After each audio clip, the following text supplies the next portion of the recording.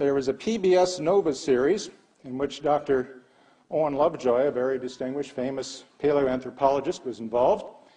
And he's looking at Lucy's skeleton here, and he's lamenting the fact that the hips are all wrong. They're supposed to be human-like hips, so you can walk the way the Latoli footprints showed she walked, but they don't look like human hips, they look like ape hips. What to do about this? Watch it. You'll get a big kick out of this. The ape that stood up, it was a revolutionary idea.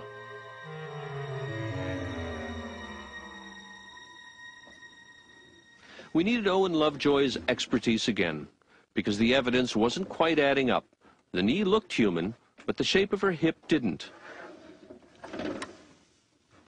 Superficially, her hip resembled a chimpanzee's, which meant that Lucy couldn't possibly have walked like a modern human.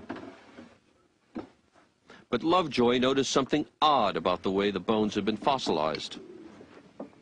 When I put the two parts of the pelvis together that we had, this part of the pelvis has pressed so hard and so completely into this one that it caused it to be broken into a series of individual pieces which were then fused together in later fossils.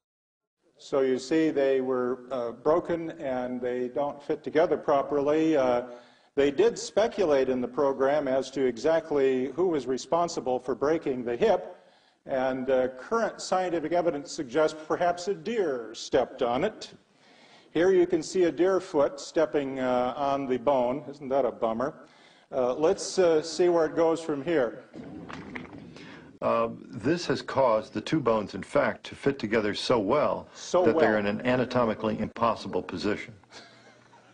The perfect fit was an illusion that made Lucy's hip bones seem to flare out like a chimp's. But all was not lost. This is a power saw, friends.